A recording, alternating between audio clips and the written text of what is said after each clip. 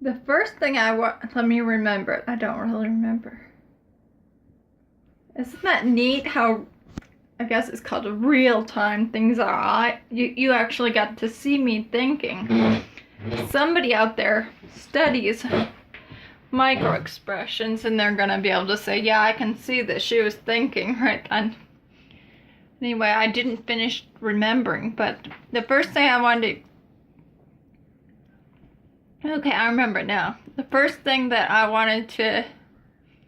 This is not at all premeditated. It's just so you know, this is me saying things as I think them.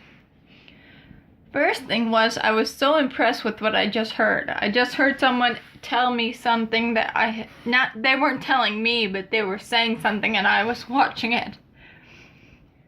They were saying how when people sing in a group, it changes your brain chemistry in a way similar to other expressions of love. I thought, oh, I never realized that. But, you know, that's probably okay.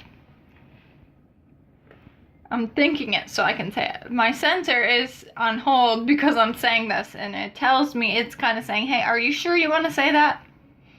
That's not a very good thing to say, but it's what I think, and so I'm telling you what I think.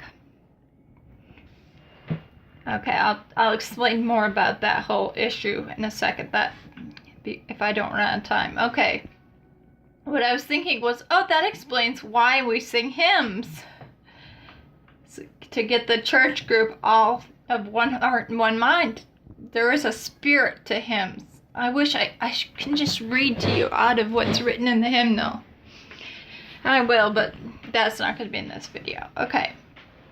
The thing I was talking about is how I think things on the fly, but then I always regret it because, and I'm sure you all do this, do you ever type something and then you put your finger on the send button or the post and you're like, well, I shouldn't do that.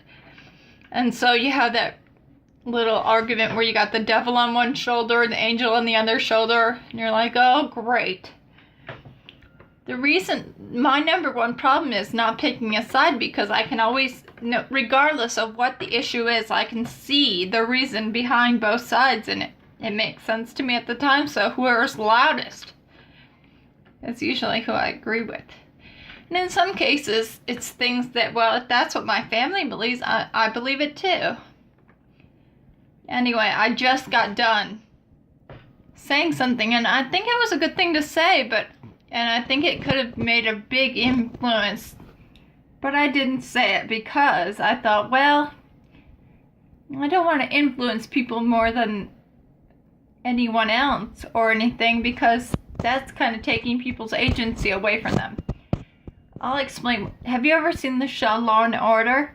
I used to watch it and I'd think, oh, definitely, there's no way this case is I'm ever gonna, as I feel like part of the jury watching it, and I'm thinking, this lawyer isn't gonna be able to say anything to make me think that this case is possibly ruled in another direction.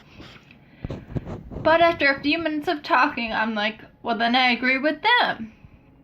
Anyway, it's just a terrible thing I have, and I say things and then I delete them because I'm like, well, that's not the person, because I'm creating a person online, and then there's me. Now, let's talk about being ugly. I think that the way I look right now is too hideous and ugly to be seen, so I pick other pictures that are better. And I think that's how I want to be remembered. When people remember me, I want them to remember that picture, because it's not dishonest. It is me. There's no filters. It's just a younger me. And a me that I've had time to think about and manipulate how it's going to be seen. Anyway, that's it.